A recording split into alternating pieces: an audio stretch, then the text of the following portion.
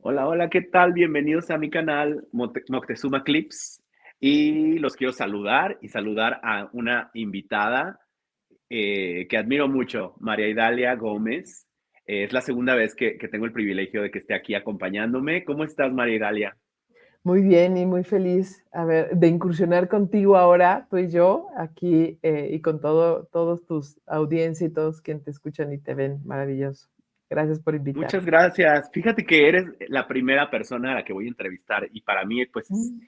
para mí eres una periodista de investigación de una talla muy importante en mi país y estoy como muy orgulloso, pero un poquito nervioso porque es la primera vez, es mi primera entrevista y pues estoy muy feliz. Y mira, el tema del que vamos a hablar el día de hoy es un tema muy importante para mí que me ha tocado como ciudadano y como una persona, un ciudadano más indignado con las injusticias que suceden en mi país desde que yo nací en el 82, pero yo me enteré de, no sé, de cosas como la masacre del 68 y todas estas cosas que la verdad a lo largo de toda mi vida eh, me ha gustado estar informado e involucrarme, ¿no? Ver distintas fuentes, pero al paso del tiempo ir reconociendo cuáles son las fuentes más profesionales, más imparciales y que más sí digan la verdad, porque México, hubo algunos años en los que México se distinguió por ser el país donde más peligro corrían las vidas de los periodistas a nivel mundial. Y este tipo de cosas es el tipo de cosas por las que yo tengo esta convicción de, ahora que tengo una plataforma, hablar de los temas que para mí son muy importantes. Y definitivamente Ayotzinapa para mí ha sido muy importante y quiero platicar porque se están cumpliendo 10 años este 2024 y, y la manera y la tristeza que me provocaba ver a unos padres no recibiendo la justicia en esos años, en 2014. Hoy en 2024 sigo sintiendo lo mismo y no ha sido aliviada esa herida que para mí es una herida muy grande para nuestro país. Entonces, habiendo dicho esta introducción, María Dalia, eh, comencemos a platicar de Ayotzinapa. Me parece muy bien. Mira, creo que México, como bien lo vas relatando, tiene una serie de heridas que, que no han sanado por la impunidad, ¿no? 68, Acteal, Aguas Blancas, eh, muchas otras masacres, muchos otros ataques, desde el poder en todos los sentidos, sea de gobierno, sea político, sea económico, han ocurrido demasiadas injusticias y creo que, y junto a ellos, la desaparición o asesinato de familias, de personas obligadas incluso al desplazamiento forzado, creo que la desaparición de los 43 estudiantes concentró todo eso, ¿no? De alguna manera hizo el embudo de todas estas injusticias acumuladas y por eso la movilización que se dio en su momento. Aguas Blancas íbamos aterrizando un grupo de periodistas que nos habíamos ido a entrenar e incluso ya dar una plática, creo que a Honduras había sido, y justo bajamos del avión y me empieza a sonar el teléfono, bueno, con mensajes, y veo la información que me estaban dando desde Guerrero, mis contactos, y me decían, desaparecieron, hay muchos estudiantes desaparecidos, no sabían el número, y justo con los compañeros que venían, les decía, esto va a ser histórico, esto es increíble lo que está pasando. Y a partir de eso, bueno, fue dar seguimiento, todavía como un poco adormilados todos, porque además fue un fin de semana cuando ocurrió, ¿no? Adormilados en el sentido de Sí, que no entender qué, ¿no? ¿Qué estaba pasando? Bueno, ¿qué pasa? Las escuelas normalistas, históricamente, siempre fueron observadas por gobierno. Estas escuelas surgen como una necesidad indispensable para poder llevar la educación a los lugares en donde no había escuelas formales, en donde no estaba llegando toda la alfabetización. Y ahí se encuentran los normalistas rurales que hacen una gran tarea y labor, pero al mismo tiempo crecen en esta figura de la Guerra Fría, en donde las guerrillas se dan en el mundo, en el planeta, y particularmente en México, y particularmente en lugares precisamente con una pobreza y con una serie de injusticias brutales. Entonces siempre fueron foco de observación por parte de los grupos de las oficinas de inteligencia de México, sea del ejército o sea del área civil, primero la DFS, después el CISEN, porque se consideraba que eran grupos que realmente estaban muy vinculados con la guerrilla, ¿no? Y prácticamente se entrenaban no solo en un asunto de educación para formar a jóvenes, a niños en la educación, sino también como guerrilleros. Entonces les preocupaba mucho. Entonces siempre fueron observadas hasta el día de hoy, ¿no? Y Sí. ¿qué hacían los grupos normalistas? Pues normalmente acudían en movilizaciones a ir a manifestaciones emblemáticas, sea locales o sea nacionales. Y en el caso de lo que ocurre en Ayotzinapa, pues estaban preparando para ir a la movilización de octubre, ¿no? ¿Y cómo se Del preparan 68. del 68, del 2 de octubre? ¿Cómo se Es algo que preparan? hacían cada año, ¿verdad? Así Sí. es, así es. ¿Cómo se preparan? Bueno, vamos a recordar que son estudiantes que no tienen recursos, que duermen en las escuelas porque hay ahí lugares para dormir y que solo los fines de semana o fin de mes van a visitar a sus familias allá arriba, en la sierra o en los movimientos no todos viven en Guerrero, algunos se movilizan de un estado al otro porque no todos los estados tienen escuelas normales. Entonces, ¿se preparan cómo? Pues primero van a botear, que les llama, para recuperar recursos, pero también van a secuestrar camiones, porque es la forma en que se pueden Sí, transportar a las ciudades, y lo iban a hacer. a los Solo que movimientos. así es. Venía ocurriendo, pero ¿qué pasaba? Los papás habían pedido exprofeso que no se llevaran a los de primer grado, que para estas movilizaciones no ocuparan a los estudiantes de primer grado. ¿Por qué? Porque ya habían tenido muy malas experiencias de estos chavos jóvenes que recién llegaban a la normal, que no sabían ni qué, los llevaban a las manifestaciones, algunos se perdían, habían habido accidentes, que se llevaran a los de segundo y tercero, que ya sabían qué onda. Extrañamente, se llevaron a los de primer grado, a los de recién ingreso. Y también extrañamente fueron a Iguala, cosa que normalmente no hacían, iban a Chilpancingo. ¿Por qué? Pues porque hay más lugar para botear, Iguala es muy pequeño y era más pequeño hace 10 años, entonces hay más lugar para botear, más lugar para llevarse los camiones, hubo un cambio de ruta. Llegaron a Iguala. ¿Y qué pasó? Que había habido otro intento de llegar también de los normalistas tiempo antes, pero los habían replegado para que no llegara. Justo ese día estaba rindiendo su informe la esposa del presidente municipal, María de los Ángeles. Y entonces, ese es el escenario normalista. ¿Qué escenario había en Iguala? En Iguala Guerrero venían ya unos 3 o 4 años, más o menos, de empezar una serie de desapariciones y ataques y acciones verdaderamente terroríficas por parte de la comunidad. Ya había habido visitas incluso de la Comisión Nacional de los Derechos Humanos, porque se habían empezado a formar una serie de grupos pues pidiendo que los atendieran. Yo recuerdo que había ido por otro tema, yo en ese momento trabajaba para Canal 22, había ido para otro tema a Guerrero, y de repente se me acerca una familia y me dice, oiga, ¿usted viene a la televisión de la Ciudad de México? Sí, sí, cómo no. Quisiera que platicara con nosotros, por favor. Y me llevan no había más de 10 familias, y me empiezan a platicar sus historias de desapariciones de sus familiares. Uno, por ejemplo, había desaparecido, era mecánico y había desaparecido con un señor al que le estaba dando un servicio de un auto. Al tiempo se habían enterado que el señor era un ex policía judicial. Entonces lo habían llevado y se habían llevado al muchacho que estaba platicando en ese momento para arreglarle su camioneta. Y así habían habido una serie de eventos de personas que no tenían nada que ver y que habían estado en el lugar equivocado, en el momento equivocado. Ya sumaban varias desapariciones y también asesinatos, ¿no? De 4 años, 5 años.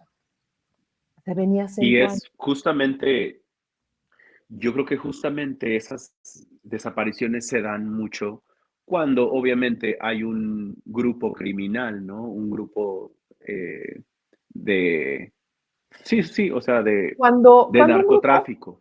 cuando un grupo criminal domina, no hay tantos problemas, no se visualiza tanto. Por eso los homicidios y desapariciones en sí no son un termómetro, porque puede haber una paz, paz narca, como le llamaban, que ya no puede ser paz narca, pues paz criminal, pues. ¿Qué había? Ujú. Eso es en el terreno igual a lo que venía pasando y cómo se venía descomponiendo. En el terreno criminal, ¿qué venía pasando? En el terreno criminal era una zona, Guerrero, que dominaban los hermanos Beltrán Leiva. ¿Y qué había pasado en la Sí. gestión de Felipe Calderón? Pues había dadose una embestida por parte del gobierno y por parte del cártel de la fracción de Sinaloa que lideraba Joaquín Guzmán Loera, había dado Ujú. una embestida, una gran traición hacia los hermanos Beltrán Leiva. ¿Por qué una gran traición? Porque eran parte de la familia, son familia de hecho, pero adicionalmente los Beltrán Leiva le habían ayudado a escapar. Entonces se da una gran traición y por eso se da un encono brutal, ¿no? En eso. Y no solo eso, también Estados Unidos estaba muy interesado en también la captura de los Beltrán Leiva, porque una de las cosas que caracterizaron, o dos de las cosas que caracterizaron a estos hermanos, esta familia, es, uno, su gran capacidad corruptora.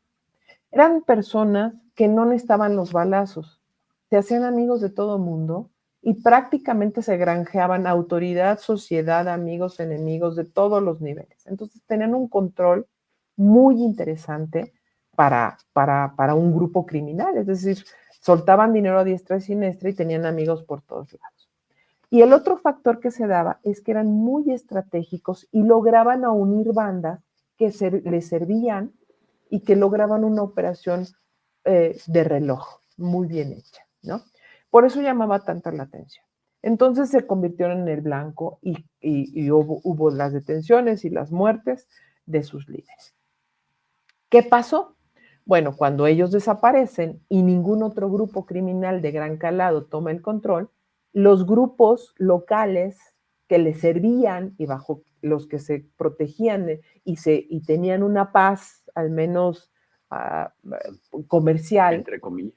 ajá, no se peleaban porque no lo permitían los Beltrán Leiva, pues empezaron a pelear el territorio en una acción descarnada, ¿no? A ellos sí no eran corruptores, sino querían el control territorial. Entonces tenemos fundamentalmente en ese momento a los Ardillos, Guerreros Unidos y los Rojos. Pero ¿por qué es Ujú. importante Guerrero para ellos? Es el paso, pero es también era en ese momento la bajada de droga, marihuana y heroína, y adicionalmente de laboratorios productores también, donde se procesaban las drogas. Y por último, recursos naturales. No solo estamos hablando de drogas, estamos hablando de minería, estamos hablando de especies, estamos hablando de maderas, estamos hablando de mucha riqueza que interesa controlar. Entonces, Guerrero es un tesoro, o era un tesoro, es un tesoro. Por eso ese escenario. Entonces tenemos esas tres realidades. Cuando ocurre lo de los estudiantes de la Normal Isidro Burgos, llegan a Iguala de una manera extraña, porque para botear y para hacer toda la operación, insisto, debían haber sido a Chilpancingo. Para entonces, Guerrero dos Unidos dominaba la zona. Y no solo ahí, también Iguala permite ir subiendo a la sierra, te permite ir subiendo para ir a los territorios controlados de minas y de siembra Ujú. y también de laboratorios. tenían una pelea con los rojos que querían invadirlos, ¿no? Entonces eventualmente había gresca y, ¿no? ¿Qué poder tenía Guerreros Unidos? Todo. ¿Cuál era el poder? Pues controlaba las autoridades, simple y sencillamente. Tenían una policía, ellos tenían su propio equipo que se llamaban los bélicos, que si tú los veías vestidos parecía que era un militar, una policía federal, del equipazo que traían así como Ranger, y estaban incrustados en la policía municipal. Tenían sus camionetas, las tenían clonadas con los números de la policía y operaban, pero no solo eso, dominaban el C4, que es donde están los radios y se controlan las cámaras. Y tenían protección Y el civil. C4, fíjate, el C4 fue de las cosas que más se me grabaron cuando yo leí el libro de La verdadera noche de Iguala de Anabel Hernández, eh, porque se supone que hubo videos perdidos, horas perdidas, horas desaparecidas también, ya cuando se empieza a hacer pues la investigación, ¿no? Uh-huh. Y bueno, te dejo que sigas, pero sí, o sea, esa fue una de las cosas que Claro, me que no se me olvidaron, hay que considerar algo. el Iguala, monitoreo. sí, Iguala es como una ciudad pequeña que no necesariamente funciona todo, para empezar. Y hay otra parte en que no interesa que funcione, ¿no? Por parte de quienes son las Mm, autoridades locales, municipales.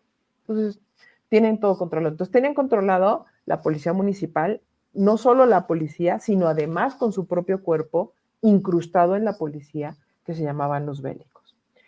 Está el C4 sí. dominando. Ellos les informaban, les avisaban y todo, y tenían gente ahí. Protección civil, Cruz Roja o ambulancias. Tenían también, pues todas las cuerpos de emergencia lo tenían dominado. Y obviamente al presidente municipal, a José Luis Abarca.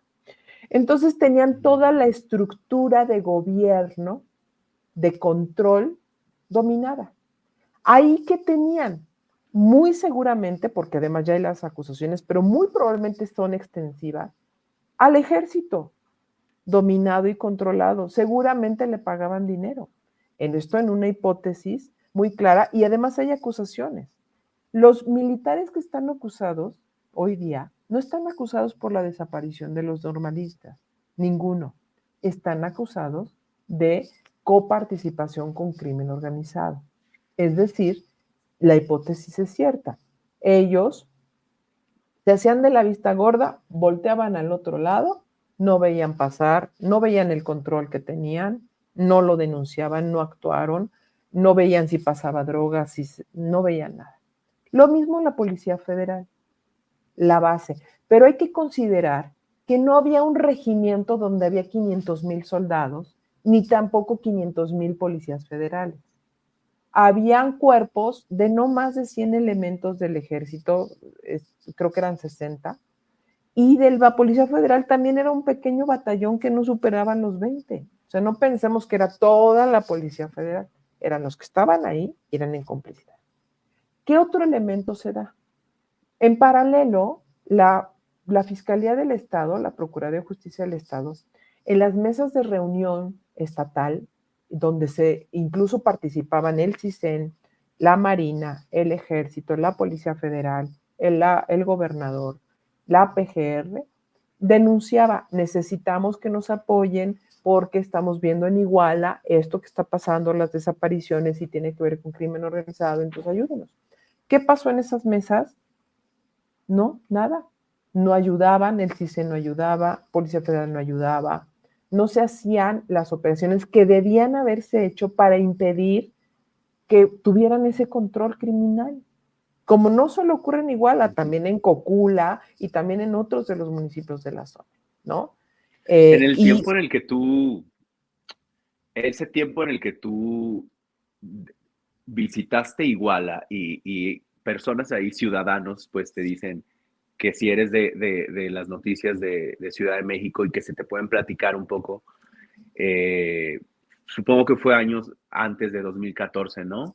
Sí, sí. Y te, con estas narraciones que te hacían, pues, viniendo de primera mano, ¿qué, qué idea te creaste, te formaste, qué opinión te formaste al haber escuchado, pues, que los mismos ciudadanos estaban platicando estos casos, ¿no? De que se llevaron a una persona que solamente por casualidad estaba ahí, que es algo que sucede y hasta la fecha yo creo, y es terrorífico, pero pues en todo el país, eh, y ha sucedido, pues sí, L- lamentablemente. Todavía no estaba José Luis Abarca. Era un lugar que te daba miedo estar, es decir, en la noche sí te metías al hotel y no salías porque no sabías qué había. Pero adicionalmente era como la percepción que se estaba empezando a descomponer, no que había ya Mm, la descomposición total, ¿no? Que se estaba ya, dando ya. los casos, que era importante precisamente actuar en ese momento para impedir que se descompusiera, lo cual no ocurrió por Entonces, parte de las entonces autoridades. 2014 fue un punto álgido en cuanto a En ya es, había una descomposición. que ya se venía dando, que si tú me preguntas qué debió pasar, en el estado ideal, uno, si tienes a la esposa de un presidente municipal cuyos hermanos eran narcotraficantes, pues la supervisión Ajá. y la vigilancia sobre ese presidente municipal debió ser total y absoluta por parte del ejército, del CISEN, de la Marina, y del gobierno del estado y de todo el mundo. O sea, como digo, sí está bien que la familia no puede pagar por todos, pero pues hay alguna sospecha debes de tener, ¿no? Dos, si estás dándote cuenta en un buen diagnóstico y acertado diagnóstico de que están desapareciendo personas y que está pasando esto y que se está descomponiendo, Ujú. también tienes que tener las alertas, pero sobre todo principalmente por parte de las autoridades estatales, que las empiezan a tener más o menos a partir de 2012, 2013 por ahí, empiezan a hacer estas mesas y empiezan a decir que necesitan y no los pelan, no los pelan.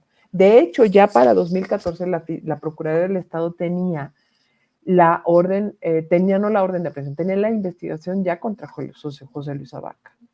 Pero si ellos lo acusaban, tenían que primero Pero por otras pasarlo cosas.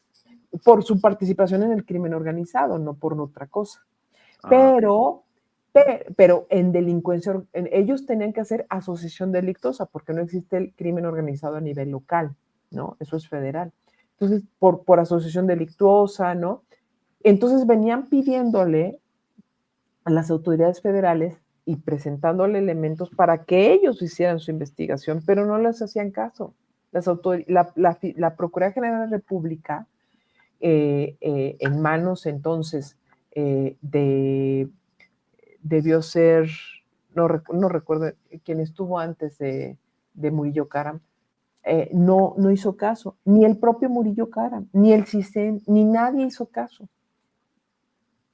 ¿Por qué? Porque pues era Iguala, ¿no? Como pudo haber sido Chinconcuá, ¿no? Como pudo haber sido Santa Gertrudis Ujú. de no sé dónde, ¿no? En el mapa político no les representaba beneficio alguno, ¿no? La dejadez política pues era evidente. Y si la Fiscalía del Estado lo hubiera acusado, tenía que pasar por un juicio político.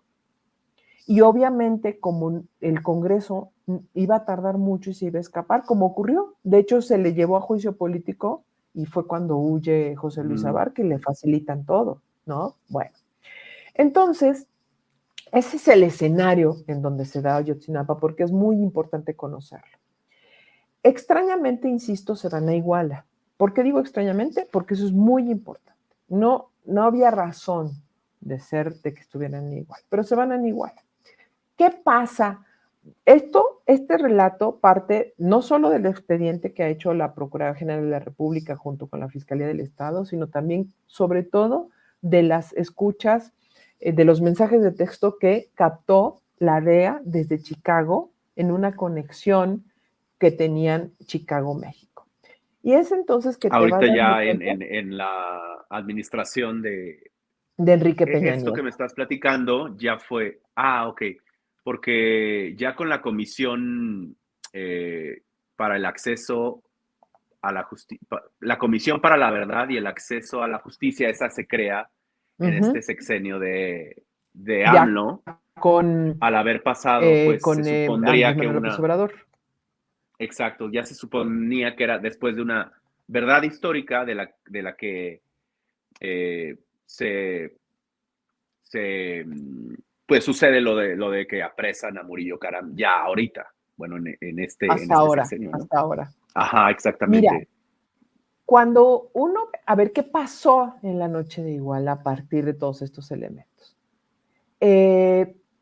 Los Guerreros Unidos que tenían este control de la ciudad se dan cuenta que vienen estos estudiantes, bueno, no ven que sean estudiantes, ellos creen que son, sí, estudiantes, pero vinculados con los rojos, infiltrados y escondidos entre ellos los rojos, sus enemigos criminales, ¿no? El grupo de los rojos. Y entonces el GIL ordena que se les detenga y que se proceda como deba proceder. Hagan lo que tengan que hacer. Y entonces empiezan a atacarlos, empiezan a cerrarlos. ¿Cómo los empiezan? ¿Por qué los jóvenes dicen, es que fue la Policía Federal? Reconstruyendo, sí hubo una presencia de Policía Federal, pero también hubo una presencia de este grupo que te digo que eran los bélicos, que parecían Rangers, y que tú los veías y decías, de acuerdo a la descripción del uniforme y todo que hay en el expediente, tú dices, sí, estos eran militares, estos eran Policía Federal. No, eran ellos, que además se movían en patrullas clonadas de la Policía Municipal y en otros vehículos. Entonces empieza a hacer la operación desde la Policía Municipal, empiezan a detenerlos, los chavos huyen, empiezan los disparos, huyen. Iguala no toda está iluminada, no, todavía era un lugar más pequeño de lo que ahora es, era más, las calles son más pequeñas, puedes saltar de una casa a otra sin ningún problema. Y en esa dispersión hubo varios vecinos que denunciaron, oiga, que hay gente escondiéndose, vengan a ayudarnos. No sabían que eran los muchachos, la confusión fue brutal. Entonces, los operadores, los criminales, los sicarios, con ayuda de la policía municipal de Iguala y de Cocula, fundamentalmente, empiezan a detener a los muchachos y a llevárselos, ¿no? Hay unos que se resguardan en el juzgado y miente vulgarmente Bernabé, el juez, donde dice que no los tuvo. Primero dice que no los tuvo. Después dice que sugiere que los militares fueron los que se los llevaron. No es cierto. La realidad, y que lo dicen muchos, es que estuvieron ahí resguardándose los muchachos y los entregaron a los criminales. Bernabé, el juez Bernabé, hoy con protección en Estados Unidos, los entregó a los criminales, a uno de los grupos más importantes. Entonces, se los van llevando, otros logran escaparse. Hay muchos jóvenes que no estaban, uno de ellos hoy diputado, que dice que es víctima, pero llegó tarde, y que fue uno de los operadores que hicieron que fueran los muchachos a Iguala, cuyo hermano era de los rojos y además es idéntico. Entonces, él nunca ha dado cuentas de qué vínculo. Él dice que no, que bueno, su hermano sí lo mataron, pero que no era criminal. Era un miembro de los rojos, su hermano. Y era estudiante de la normal, que fue uno de los que propició que se fueran a Iguala los muchachos. Y llega después,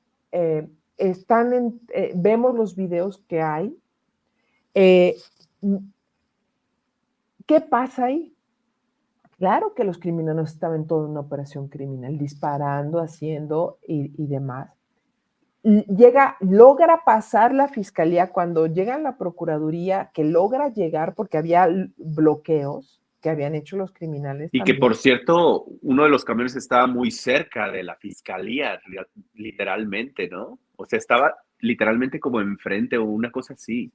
Sí, había muy cerca, pero considera que la fiscalía, cuando tú piensas la fiscalía, sí, no rebasan las 5 personas en la fiscalía, ¿no? En Iguala. Okay. Es decir, no pensemos que es una gran oficina, ¿no? Entonces tuvo que llegar el propio fiscal y todo el equipo, y empezaron ellos a rescatar a los muchachos. Rescatan más de 70 personas. Digamos rescatar en el qué sentido, ellos sí les dan protección, y empiezan a, Ok. ¿no? Les dices, no están, los muchachos empiezan a preguntar, les empiezan a decir, no hablen, no hablen, no hablen, hasta que dicen, pues si no me dicen, a las horas después, pues ¿cómo vamos a ver qué pasa? Entonces empiezan a darse cuenta quién falta, quién no falta, a hacer las listas. Primero empiezan a aparecer como 90, después bajan a 60, después bajan a 50, hasta que llegan a una lista que es 43, que ya se verifica y entonces empiezan a buscarlos. La Policía Federal sí sale, es omisa y prácticamente hay cierta participación de sus policías. Insisto, no se trata de un super mega regimiento en donde llegan 50 policías federales a operar, no, se tratan de pocos elementos, no más de 4 patrullas, las que tenían presencia en toda Iguala, ¿no? Y que eran por turnos y en ese momento tocan a 4 policías en particular. Y en el caso del ejército, solo salieron, estaban en otras acciones porque había un bloqueo en la autopista del Sol y también lo estaban, o había un accidente, y también estaban atendiéndole los militares. Solo una parte estaba y mandan a 2 motociclistas a ver primero qué estaba pasando y también a recuperar precisamente una motocicleta al juzgado cívico. Uno de esos militares es el que toma la foto y el video y que después ayuda a que eso sirva como prueba incluso, pero no participaron. Hay que considerar que los militares, si tú les dices, tienes que pararte aquí y aquí te quedas parado, eso hacen los soldados. Por eso es que tienen responsabilidad sus jefes, porque sus jefes son los que o provocan la acción o la omisión de un soldado. Eso no los libera de responsabilidad. No actuaron, no defendieron y no cuidaron. Pero de eso que hayan operado, actuado, disparado, no existen pruebas en este momento, ni en los documentos de la DEA, ni en la CND, ni en las investigaciones del CNDH, ni en las investigaciones de la Fiscalía Estatal, ni en la Fiscalía Federal. Ni siquiera pruebas contundentes por parte del GIEI. Y ahorita vamos a eso. Bueno, ocurre toda esta operación criminal, están desaparecidos, empiezan a hacer detenciones. Las primeras detenciones son los policías municipales, son los primeros detenidos y son los primeros llevados. El jefe de la policía huye, ¿no? Uno de los grandes operadores. Empiezan a detener a los primeros guerreros unidos también, ¿no? La Fiscalía del Estado. A José Luis Abarca se le persigue, huye porque tiene que irse a juicio político y huye y hasta después se recaptura con la orden de aprehensión, no por lo de los chavos, sino por su participación en delincuencia organizada. Bueno, en eso estaban cuando ocurren los hechos y tenemos entonces a un presidente verdaderamente inocuo, incapaz, limitado, y poco funcional, rodeado Nulo. rodeado de gente incapaz y ambiciosa, sumamente ambiciosa, dedicada a robar. Eso es el hecho. Sí. Cuando ocurre lo de Ayotzinapa, él pregunta, bueno, ¿qué hacemos? Y dijo, no, déjalo en el ámbito local. Una decisión política de un fiscal que nunca debió haber sido fiscal, debió haber sido un político. Iba a ser secretario de Gobernación, pero se le puso el pie Miguel Ángel Osorio Chong y entonces Murillo Karam solo le quedó ser fiscal, ¿no? Y nunca, no tenía ni la vocación, ni la formación, ni nada. Él era un político que debió haberse quedado como político, ¿no? Eso retrasa la mira, acción de la no sé justicia. si pueda decir un poco mi opinión que me generó en ese tiempo y nunca cambió. Yo no lo podía creer que un presidente de la República, Enrique Peña Nieto, se tardara tantos días en pronunciarse ante una desgracia de tal magnitud. Ya después fui comprendiendo un poquito más, pues digamos, el papel de Peña Nieto en su sexenio, que es demasiado reprochable para mí, en mi opinión.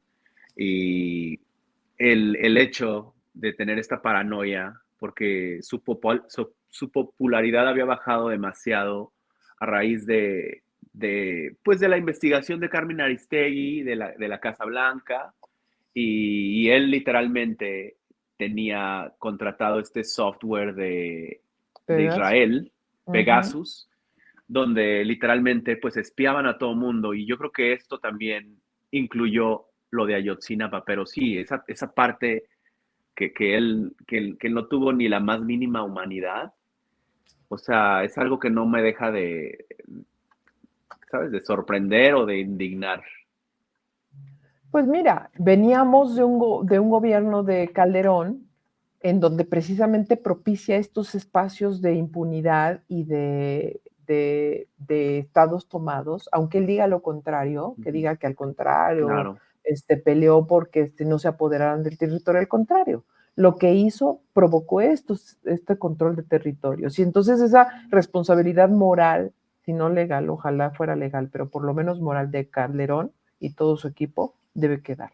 Y en el caso de Peña Nieto, que no claro. movió un dedo para hacer algo bueno en materia de justicia y seguridad, la verdad es que no lo hizo, es el que permite el que se sigan creciendo y fortaleciendo. Eso es lo que realmente ocurre. Y también deberá aparecer él y todo su equipo, que tiene un grado de complicidad por lo que no se hizo, en todos los sentidos, no solo Ayotzinapa. Lo que, por ejemplo, aquí, si ya vamos desgajando, aquí falló Miguel Ángel Osorio Chong, porque tiene a su cargo el CISEN y la Policía Federal, que debió haber estado informado, perfectamente informado, de que era un territorio bajo control criminal. Debió haber actuado preventiva y contundentemente antes, Claro, durante y después. Y no lo y hizo. después, sí. No informó, no reconoció. Entonces, uno de los primeros responsables es Miguel Ángel Osorio Chong, el jefe de la Sí, que Policía por cierto Federal. está recluido en Israel, el lugar No, de él donde es venía ese software, ¿no? Tomás Herón, ese es otro. Miguel Ah, Ángel sí, Osorio sí es fue cierto. senador y bueno, está escondido porque en la vida hay que tener la cara limpia y la cola corta para que puedas tener vida pública, si no, pues no podrías. Él tendría, y además tiene investigaciones por todo lo Sí es que cierto. se robó. Y precisamente Pegasus, que era uno de los equipos que él utilizó en CISEN, para espiar, para hacer un espionaje político, debe haberle servido para un espionaje criminal que no utilizo.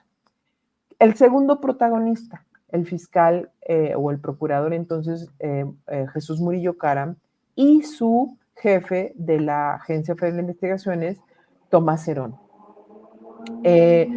Primero, este fiscal, que todo lo veía político y que era cómo resolverlo que no afecte la imagen política, no para hacer justicia.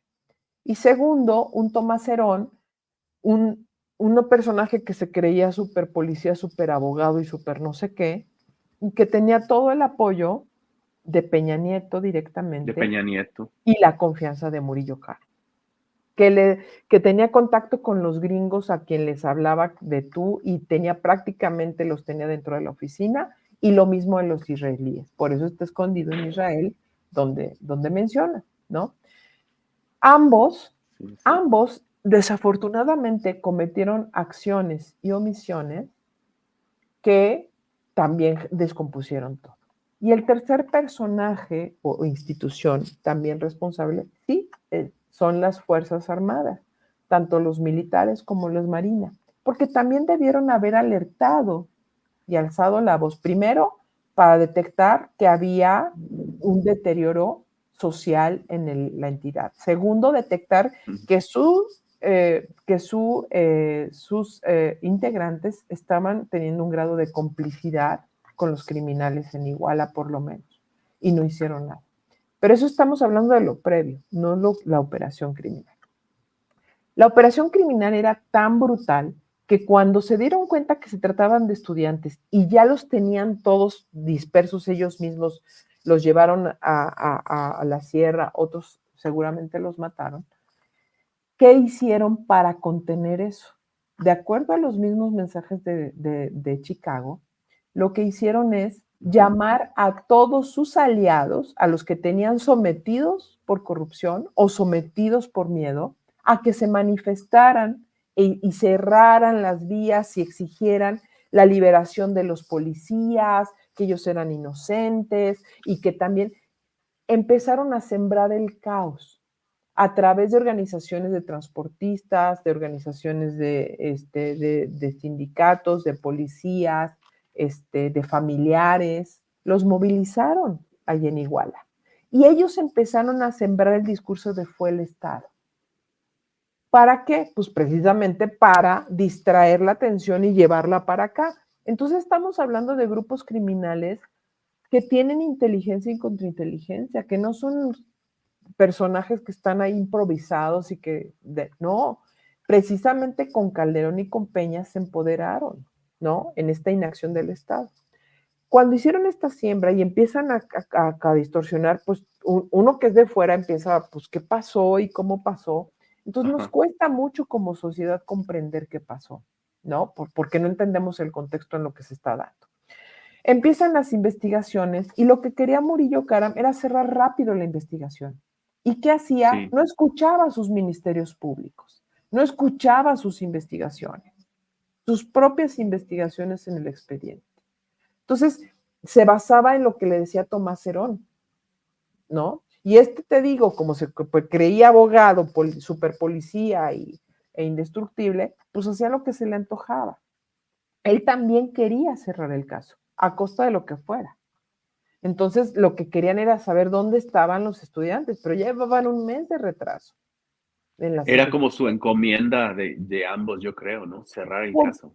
claro, y parte del cerrar el caso sí significaba encontrar a los jóvenes, aunque estos estuvieran muertos o no, pero era cerrar el caso, como fuera, ¿no? Lo que no había duda es que era la responsabilidad de Guerreros Unidos. Y creo que eso no deberíamos de tener duda de que sí fueron Guerreros Unidos los que provocaron la desaparición de los estudiantes. Con la complicidad por omisión y por acción en algunos casos, no de las instituciones, sino de personas que forman parte de esas instituciones, que son el Ejército, la Policía Federal, fundamentalmente, y probablemente algunos estatales que estaban ahí ubicados a igual. Entonces, empiezan a hacer el despliegue, empiezan a buscarlos, empiezan a hacer capturas, le toca a la Fiscalía Antisecuestros de la PGR el caso, ¿no? Consideremos que la Fiscalía Antisecuestros no solo veía el caso Ayotzinapa, veía todos los demás secuestros, que además había muchos en todo el país a nivel federal, ¿no? Y con ese equipo, el mismo equipo, no más de 20 personas, siguieron haciendo su trabajo e hicieron también Ayotzinapa, ¿no? Y fueron acumulando y fueron acusando penalmente a integrantes de Guerreros Unidos por delincuencia organizada, antes que de la desaparición. Y luego, poco a poco, fueron acusando de desaparición de los normalistas y obteniendo confesiones, no con tortura. ¿Qué pasaba con Tomás Herón? Tomás Herón sí se llevaba a los detenidos sin permiso del Ministerio Público. Sí. Y, a ver, ¿hubo tortura? Sí. Pero de todos los detenidos, la CNDH verificó con el protocolo de Estambul que no superaban los 10, entre 6 y 8 personas, no más. Pero además la ley todos los precedentes jurídicos te dicen, ok, fue tortura, pero eso no te tira todo un caso. Limpia todo eso y ve de las pruebas que sí tienes, que te sirven para hacer un caso y establecer, plantear, ¿no? Eso sería lo normal, ¿no? ¿Qué pasó Pero aquí? también fue, bueno, o sea, por lo que se formalizó eso de que fue tortura, creo yo, es porque también hubo liberación después de esas mismas personas que sí se supondría, habían sido apresados bajo tortura. Es lo Bueno, que, pero bueno, ¿para qué es también la sucedió, ¿no? tortura? A ver, yo torturo a Maridalia Para que para te que ella inculpes. confiese, para que me inculpe, o yo confiese cosas que no ocurrieron, pero que Algo. permitan inculpar a otros. Bueno, lo que ellos confesaron con los que se torturaron, los que fueron torturados y los que no, coincide perfectamente. Coincide perfectamente los que no fueron torturados con los que fueron torturados. Pero vamos a limpiar la declaración que me inculpa como mala. Ok, la limpiamos. ¿Qué sí tenemos? Que ha cometido otros crímenes, otras desapariciones por las que no fue torturado y que además tenía una acción Ok. criminal. Eso no le quita. Es decir, su participación probablemente en Ayotzinapa no pueda usar esas pruebas, pero sí puede usar otras pruebas que lo inculpan en otros casos, en otras circunstancias de otras, ¿no? Y además voy a buscar más pruebas que sí que sí me sirvan y que me confirmen que sí participó en la Ayotzinapa. ¿Pero qué pasó aquí? Ah, resulta que sí fueron torturados y merecen ser liberados, aunque hayan sido criminales que hayan matado a otras personas. Eso no es, bajo ninguna premisa puede ser aceptable, bajo ninguna. Pero además te mienten. Dicen, fueron los demás, yo ni siquiera estaba. El Gil de una manera cínica, a pesar de que todos lo inculpan. El gran operador, el gran Sí. cerebro de la desaparición, resulta ser el gran testigo. Eso no, en ningún país puede ocurrir alguien, que un país serio puede eso suceder. Que el gran operador inculpe a todos los demás. No puede ser. Normalmente tú tomas testigos para que te inculpen a más arriba o a igual. Este culpa según a los militares, pero no ofrece pruebas contundentes, pero además ni siquiera te permite descubrir dónde están los cuerpos. Te miente y cambia y cambia y cambia. Pero no solo salieron esos 6 que fueron torturados, salieron más de 83 personas. Porque la resolución extraña que emitió el juez y el tribunal abre la posibilidad a manga ancha de que salgan todos. Pero además, el fiscal Omar Gómez Trejo no presentó los protocolos de Estambul para impedir que salieran todos. ¿Por qué no lo hizo? ¿Por qué? ¿Quería que se cayera todo el caso? ¿Por qué? Pero si habían matado a otras El, personas. hablando de Omar, del fiscal Omar Gómez Trejo, porque yo vi muchas declaraciones en el documental de HBO, de ahorita que se están cumpliendo 10 años de esto. A mí me pareció interesante, pero quiero saber tu opinión. Sí, ya me dijiste sobre Omar Gómez Trejo, pero también Encinas, esta comisión para la verdad y el acceso a la justicia y el GIEI, el papel de estas personas, ya digamos situándonos ahora en esta ¿Qué última pasa? administración. ¿Qué pasa cuando empiezan las detenciones y empieza a operar Tomás Herón con toda la libertad? Él detenía, interrogaba Ah, y exacto. después comunicaba al Ministerio Público, en varios de los casos, no en todos, pero en varios de los casos lo hizo, lo cual es incorrecto, es ilegal, Sí, no solo incorrecto, ilegal e inmoral. Bueno, pero lo estaban haciendo con esta premura que querían saber dónde estaban los estudiantes y cerrar el caso. Y Murillo Karam no leía el expediente, no le hacía caso a sus ministerios públicos, que le decían, oiga, es que esto detenido hizo esto. Y él se jactaba como buen político que creía que podía dominar el escenario diciendo sus versiones. Una de las versiones que dijo, erróneamente, es que habían sido asesinados todos los normalistas quemados en el basurero de Cocula. El ujú, expediente no dice eso en ninguna parte. ok. Dice que un grupo de los estudiantes fue incinerado en el basurero de Cocula. Sí, porque aparte, después de haber hecho pruebas químicas, pues se concluye que eso es imposible, imposible. Eso dicen las Que esa pruebas que cantidad, hizo, pues de... Ujú, no, eso dicen los, los especialistas que se trajeron, que el GEI, y que ujú. trajo, como no recuerdo cómo se llamaba este especialista, pero en realidad tú lees los dictámenes y no son contundentes. Lo que no explican, ok, vamos a suponer que esa cantidad no, porque después dicen del satélite. Esa parte, esa maraña que se ha construido, debió haberse sentado todos los especialistas y haber discutido a profundidad que sí se podía o que no, porque ahora resulta que sí fueron incinerados, pero fueron incinerados donde se incineran los muertos, en un horno ¿En un pozo? crematorio, en un horno Ah, crematorio.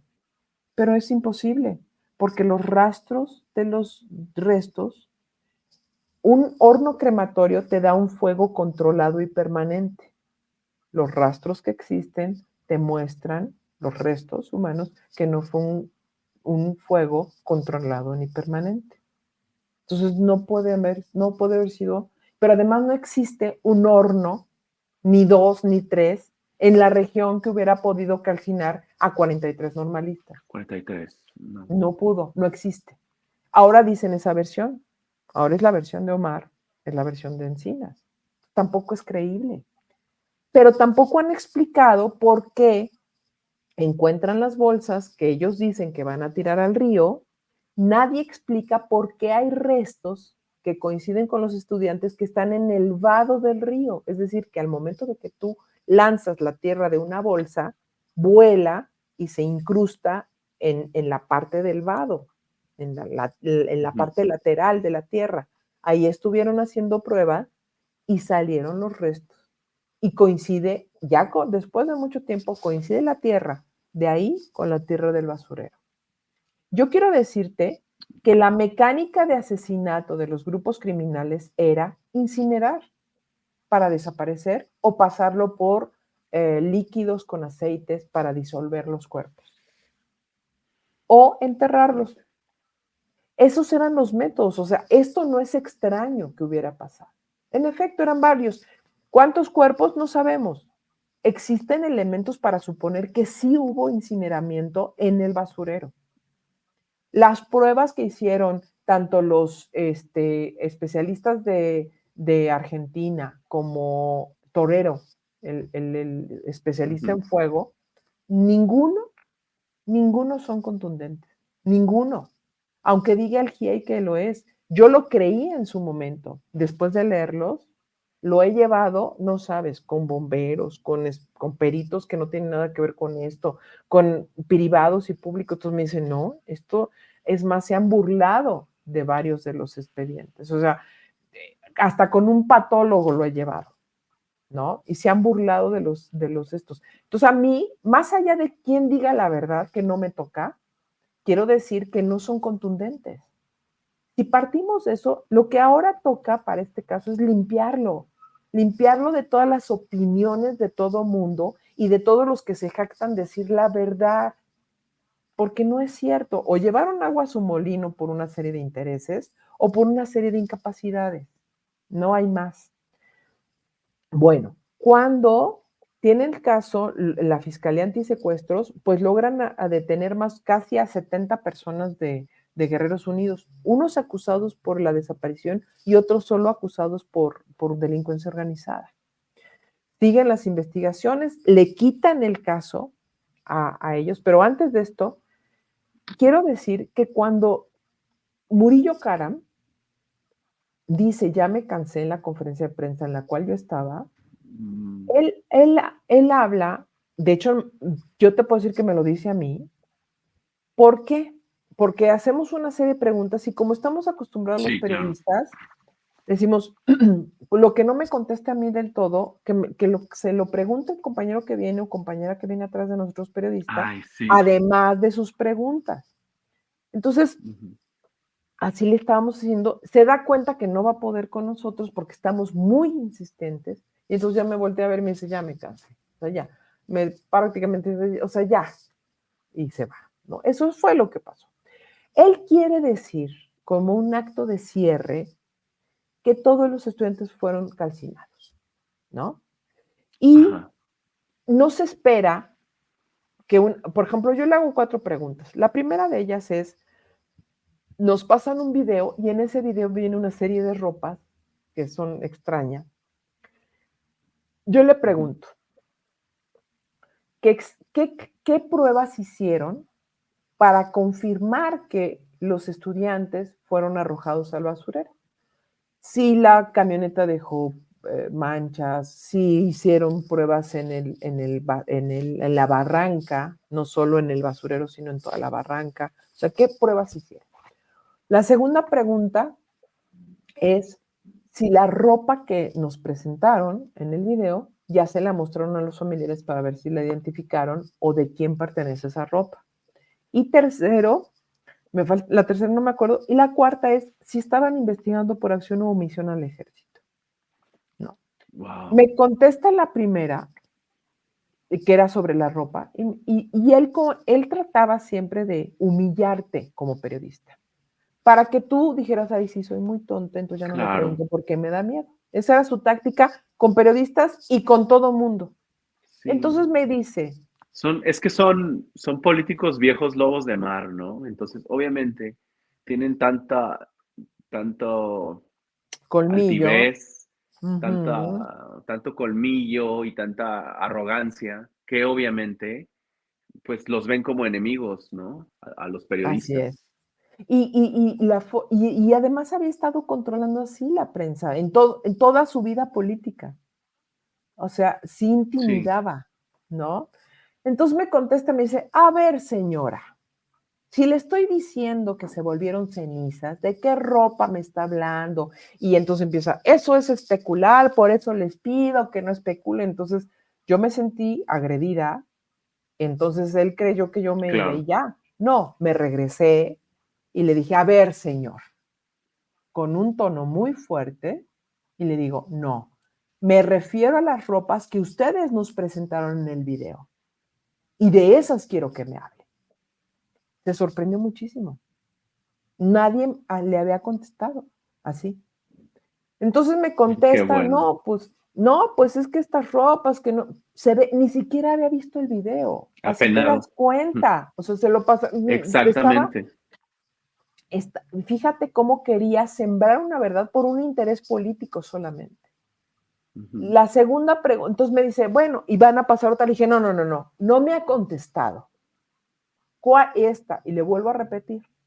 Le digo, no me sabe contestar lo de las pruebas que hacen para la barranca. Otra vez, se nota claramente que no está documentado. Y la del militares me dice, como tampoco sabía, porque mi pregunta fue si por acción o omisión estaban investigando al ejército. Me contesta, ¿usted cree? Por suerte no salieron, porque imagínese qué hubiera pasado. Ellos hubieran tomado la posición de defender a las autoridades y probablemente eso hubiera sido una masacre. Así es que qué bueno que no salieron. O sea, no estaba enterado de nada. Te das cuenta que lo No. que él creía era sembrar una idea en la percepción, pero su expediente no lo La respaldaba. llamada verdad histórica, ¿no? Sí. Claro, claro, y comete esa frase, ese gran error, pero lo que te quiero decir es que su verdad histórica no coincide con el expediente, nunca coincidió, no Con lo el leyó, expediente. no estudió, no le escuchó a sus ministerios públicos, solo escuchó a Cerón, a Tomás Cerón, y ese fue su gran error, y eso es lo que lo tiene en prisión. Su gran error es Sí. ese, porque el expediente no se alteró, el expediente siempre dijo que los estudiantes habían sido distribuidos en por lo menos 3 grupos. Uno de esos grupos había quedado en el basurero, los otros no se sabía. Y había que buscarlos en Cocula, por ejemplo, porque había participado la policía de Cocula. O sea, su expediente Ujú. decía otra cosa a lo que decía él. Cambian de procurador, llega la procuradora Areli y luego llega el procurador, no me acuerdo su nombre, que fue inocuo. En ese inter se nombran a diferentes fiscales, pero queda uno que es Alfredo Higuera, cuyo hermano es su procurador. Alfredo Higuera es uno de los que realmente quedan como por lo menos 3 años al frente de la fiscalía. O sea, es de los pocos que se pudo empapar del caso, del que pudo hacer y no hizo nada, no avanzó, Ujú. y ese tendría que rendir cuentas. Y hoy es flamante su procurador de delincuencia organizada, ¿no? Ni Omar ni nadie lo jaló a rendir cuentas, nadie, ¿no? Entonces, él sí tiene que explicar por qué no hizo más de lo que hizo, ¿no? Bueno, entonces llega el GIEI, en este inter llega el GIEI como una bocanada de aire fresco y de eh, Aliento para, pues para las para, familias, ¿no? para Sí. todos. porque Y para hasta la México, sociedad, claro, porque si es por sí, fin, porque le van a hacer caso, vienen comprometidos, tienen una trayectoria, ¿no? Y empiezan a cuestionar. Entonces, por eso su primer informe es un éxito. Y uno lo leía y decía, claro, está bien. Y uno se empapaba y conocía. Y su presencia obligó a la transparencia por parte de las autoridades. Eso no hay que olvidarlo. Obligó también a tener que responder a las autoridades. Solo que tenemos un problema. El problema es que el GIEI, de sus actuaciones, no hay documentos en el expediente. O sea, ellos estaban como herramienta legal, como asesores legales de los investigadores y podían participar de acuerdo al convenio. Entonces, todas las entrevistas que sostuvieron, todas las pruebas que recabaron, tenían que, para que no se perdieran y fueran válidas, pues tenían que entregarse, ¿no? ¿Qué pasó? Pues primero las daban a conocer, eso viola todo principio del debido proceso. Las daban a conocer, hacían sus especulaciones, hacían sus pláticas, no se integraban al expediente. Eso es inmoral.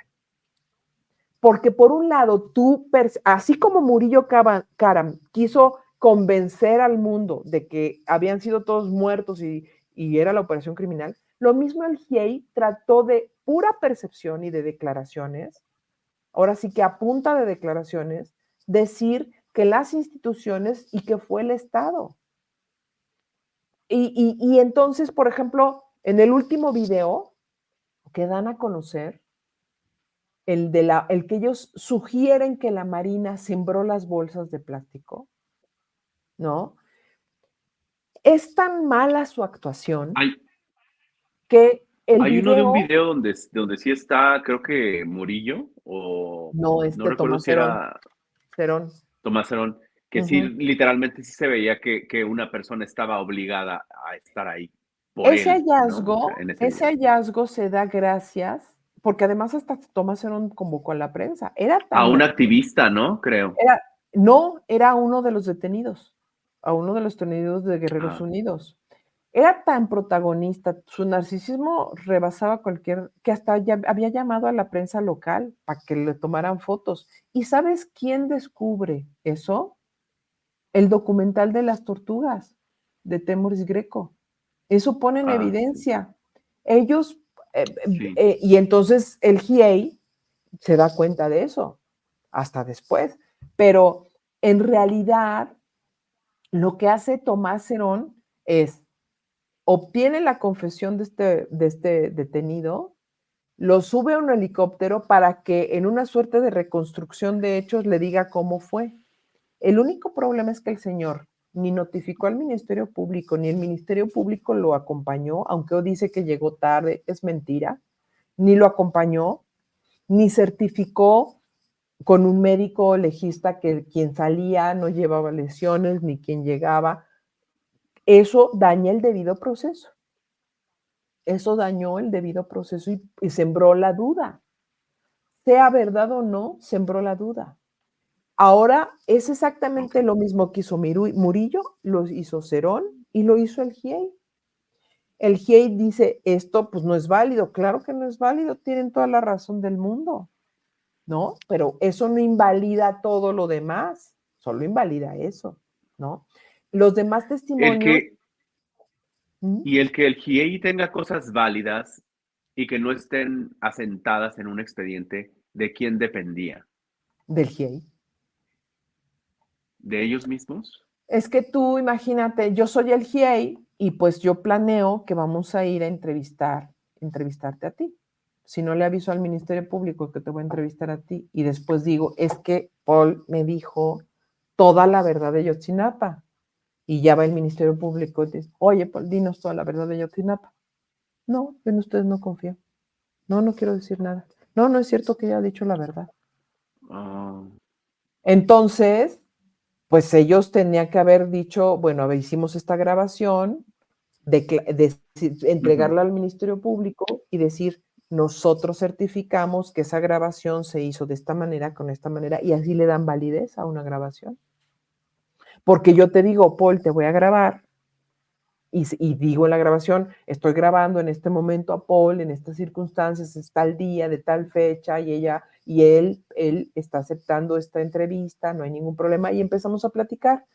Agarro mi grabadora, la llevo inmediatamente al Ministerio Público y le digo, esta grabadora, y yo declaro, oye, yo estuve presente en esta entrevista, doy validez que es esta misma grabadora, no se ha alterado en lo más mínimo y todo. Ministerio Público la escucha, la certifica y dice, ok, Paul, con base a lo que tú dijiste acá, yo necesito que me confirmes, ¿es cierto lo que tú dijiste?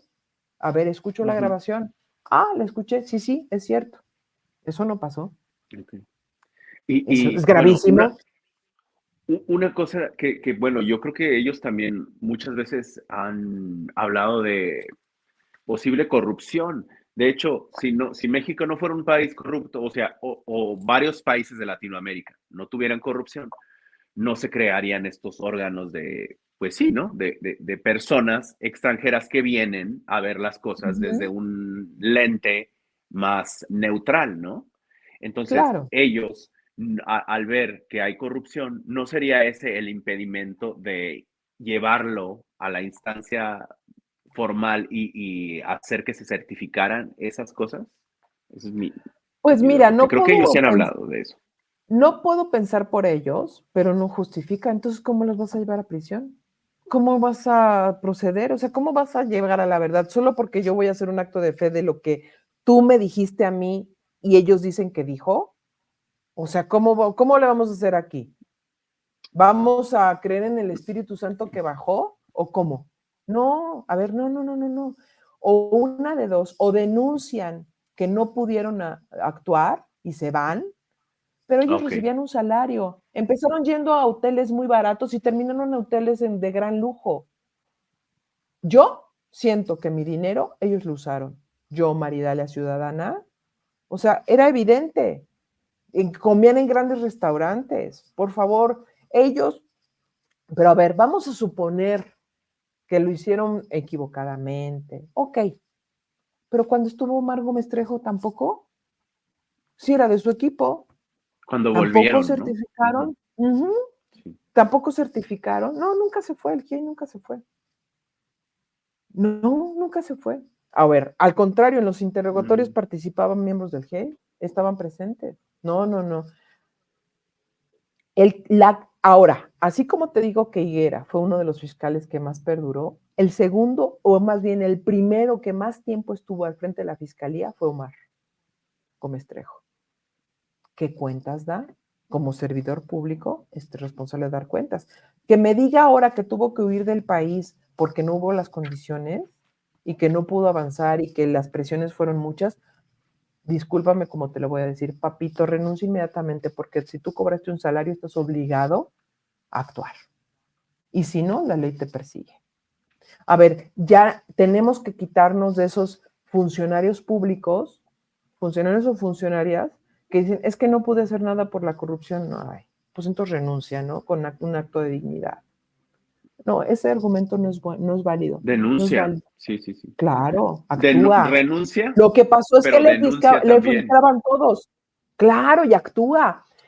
Si tienes pruebas de que fuiste víctima de corrupción o fuiste acorralado por una estructura de corrupción, denúncialo, ¿no?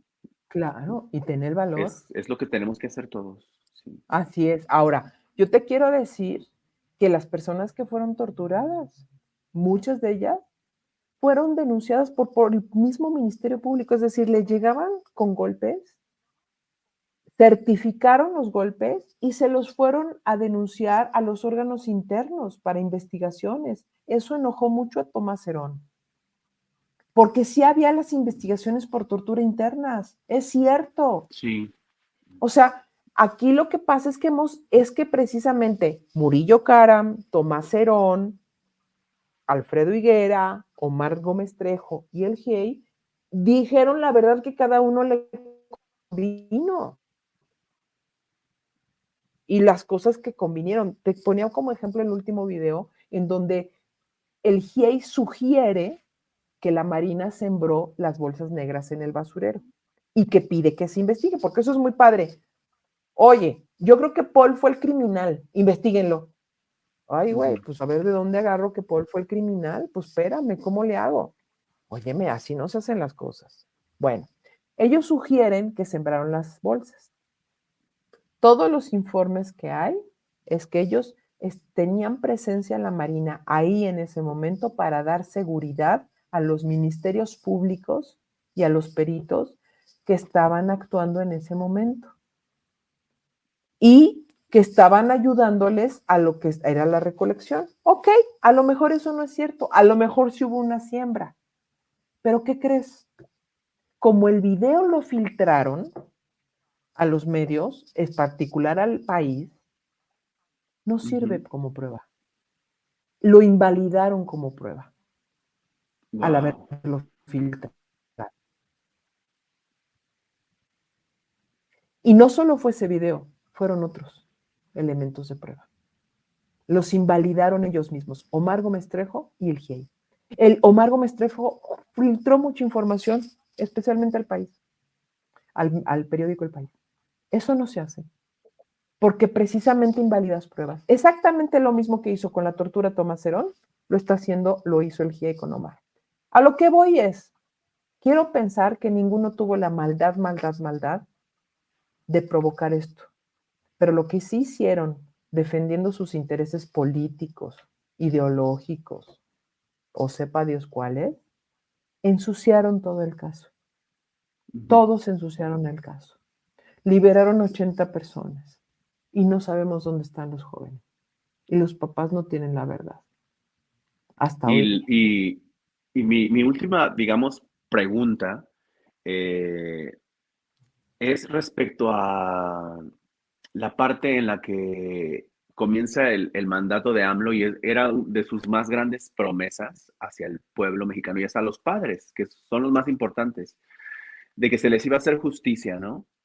Eh, Él, cuando pasa lo de Cienfuegos, pues él comienza con una narrativa en la que pues te daba a entender que decía, ah, mira, ya ven, si se trabaja en capturar y en investigar a personas, no importando qué poder tengan, y después, un tiempecito después, sale con que lo estaban inculpando pues malamente allá en Estados Unidos y ese tipo de cosas. O sea, ese cambio fue muy evidente y también hay padres que también notaron eso, ¿no? O sea, hay padres que notaron que tenían la esperanza de que con él se iba a avanzar, porque se supone que sí se estaba avanzando con Encinas y después ya, ahorita están pues como muy decepcionados, que es lo que yo he escuchado. Entonces, de esa última parte, ¿qué pensamientos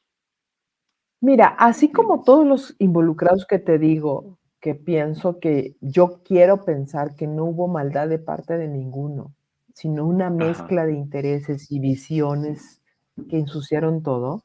En la etapa de Andrés Manuel López Obrador, no dudo en lo más mínimo de su genuino interés por resolver el caso, porque además eso le Ujú. hubiera aportado muchísimos dividendos políticos. Sí. El problema es que se topó con Encinas y Encinas no fue tan responsable como debía. Encinas ahora dice que se vio muy presionado por Andrés Manuel para dar resultados y que no tenía ni los Y para no recursos. hacer bueno, la narrativa que escuché que manejó es que tenían que ser demasiadas detenciones de militares y que AMLO ya fue donde no le permitió, pues, que avanzaran. Él dice, bueno, tenemos esto. La verdad es que los WhatsApp que hasta el GIEI desconoció que llevaba Encinas, pues eran WhatsApp de hechizos, porque además no existían en ese momento el WhatsApp, entonces pues como que no, que se supone que inculpaba a los militares. A lo que voy es a esto. Encinas fue muy irresponsable y tendrá también que responder a su responsabilidad moral, perdón la redundancia, porque hizo actuaciones en las que tampoco llevó al Ministerio Público. Tampoco tienen validez. de reconstrucción de detenidos. Es más, hasta puede ser considerado hasta tortura por la ley. O sea, no sé si por ignorancia, quiero pensar que no. Él dice que porque lo presionó demasiado a Andrés Manuel para resolver el caso y no podía, y entonces tuvo que cancelar. Así como la renunció. entrevista con Tomás Herón, que gracias a que el mismo Tomás Herón es tan perverso, que dio a conocer los audios, entonces nos enteramos de lo que había hecho, ¿no? Un desaseo por parte de Encinas, que tampoco, más allá de que los militares, tantísimos militares estuvieran involucrados, que es muy probable que sí, o alguna parte, es muy sencillo. La ley penal tiene que ser muy precisa en su ejecución para no dar chance a errores. Es decir, si yo, María Idalia, cometí un crimen, pero ese crimen ocurrió entre la 1 de la mañana y las 3 de la mañana, de acuerdo a los peritos, y resulta que yo en ese horario estaba estudiando en la escuela y tengo testigos, ¿cómo diablos me inculpas? Es probable que yo sea responsable como autora intelectual, como instigadora, pero tienes que probármelo y tiene que ser muy preciso, porque si no, entonces van a resultar culpables muchas gentes que no lo son. Por eso la ley penal es así. No puedes sobrepasar los límites ni hacer cosas que indebidas. Encinas lo hizo también, te digo, al no llevarse y acompañarse de ministerios públicos. Entonces, si tú estás depositando como presidente en una persona como Encinas, que es sumamente confiable para ti, y ese personaje de Encinas te lleva chats falsos, entonces te quedas atrapado. O sea, un presidente no es investigador. Un presidente se reúne de una serie de personas que tienen que ser leales a los principios y éticos. Y tenía a Omar Gómez Trejo, que hacía filtraciones y hacía declaraciones, y tenía Encinas, que te digo que hacía cosas que sí valían la pena y otras que no las hacía como debía, pues sí cambió el presidente. Primero, a mí me parece que primero dejó manga ancha, hacer. Cuando pasó lo de los militares, que ya eso le estaba generando una conflictividad interna, porque no había sustento, al menos en todos los casos, legal. Te digo, pueden ser responsables, pero tienes que demostrarlo.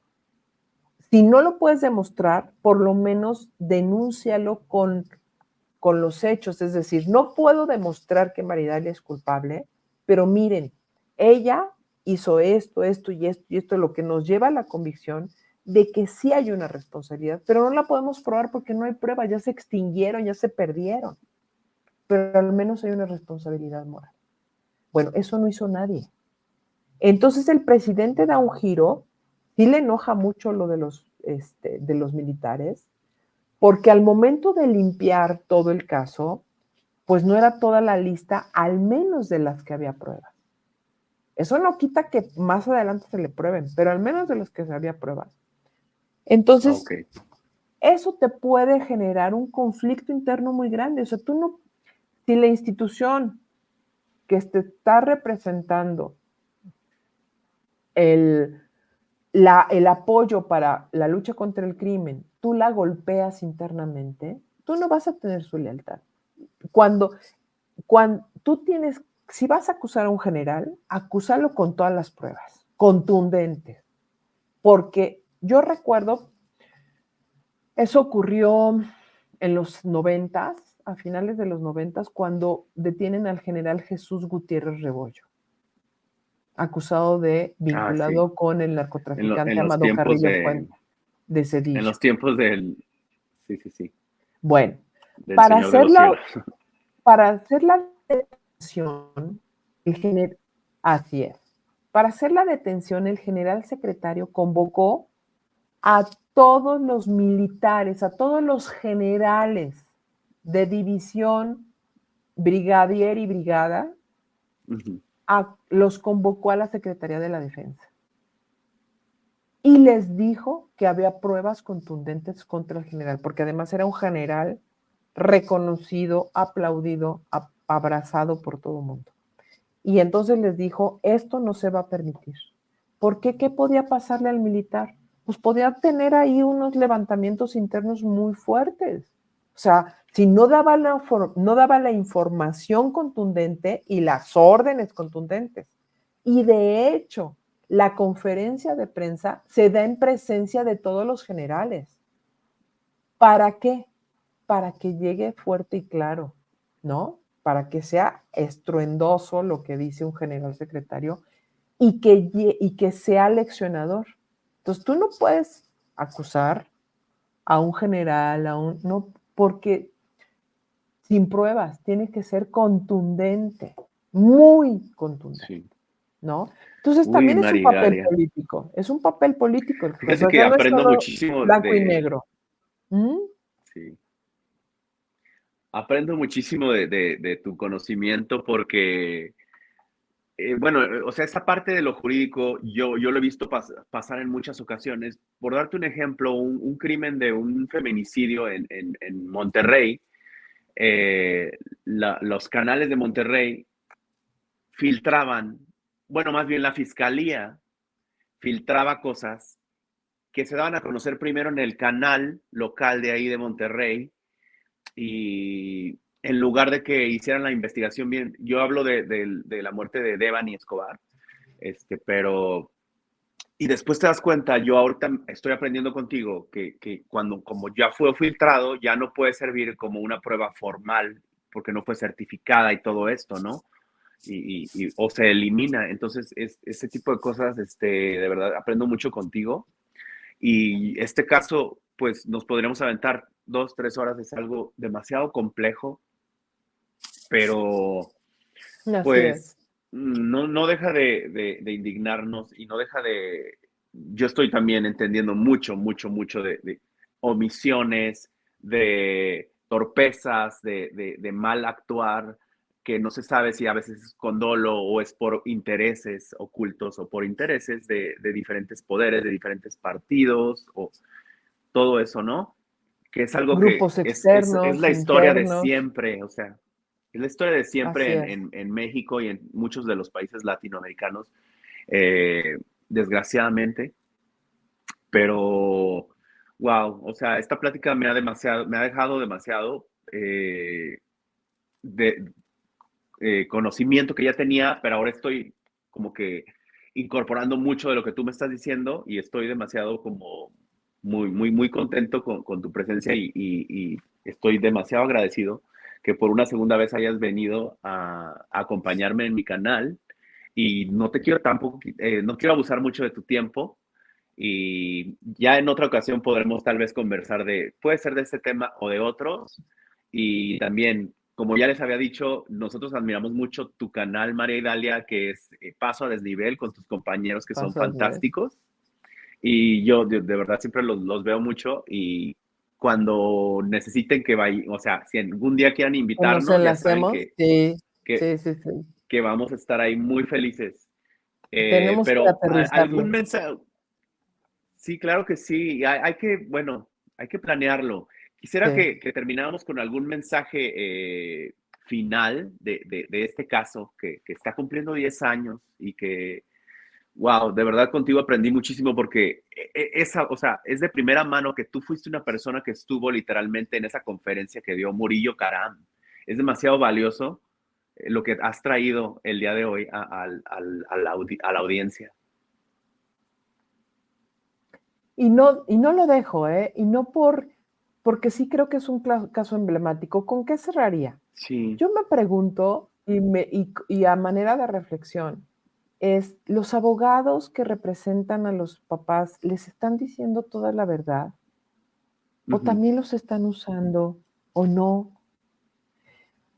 Lo cierto es que aquí o han hecho justicia por ellos, no lo sabemos bien. Lo cierto es aquí es que la convergencia de tantas personas, tantos talentos y tantas miserias como seres humanos de otros, nos han traído a un caso en caos que tenemos que limpiar, que tenemos que asumir que hay errores, que hubo errores, que ninguno ha es poseedor de la verdad absoluta.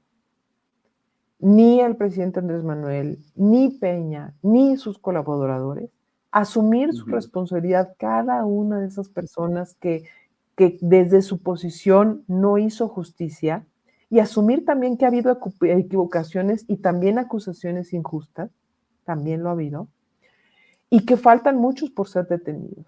Y que además este caso tiene que ser resuelto por la salud social de este país, para que ya no existan más heridas, Sí. pero que además, lo más triste, y con esto me voy, es que fíjate, a 10 años, no solo los papás no tuvieron justicia, sino que además Iguala y en general Guerrero no se ha compuesto. Continúan Es igual. decir, Sí. que debiste haber, ya te enteraste que Iguala estaba tomado, ya te enteraste que el poder criminal fue enorme, tenías que haber como Estado roto esos vínculos, tomado el control y actuado, ¿no? A nivel municipal, estatal y federal.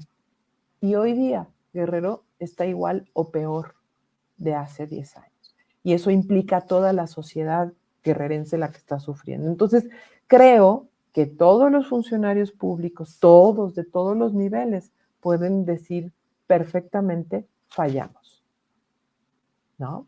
Entonces, Totalmente. tenemos que limpiar el caso, tenemos que limpiarnos, no casarnos con ninguna verdad. Yo poseo, la verdad no es cierto. La verdad a veces es tan relativa, y no permitir que más fuerzas internas o externas estén participando. Que sea una investigación honesta, pulcra, y que los que tengan responsabilidad por acción o omisión, con dolo o sin dolo, asuman las consecuencias de sus actos, ¿no? Entonces, es una herida que esta sociedad no puede permitir que siga abierta, porque tiene Sí, muchas sí. consecuencias. Claro que sí. Yo sí Te lo veo, agradezco así lo muchísimo. veo. No, no, muchas gracias a ti, de verdad, María Dalia. Muchas gracias Te por todo admiro el tiempo. mucho. Creo que nunca había explicado con tanto detalle. Ujú.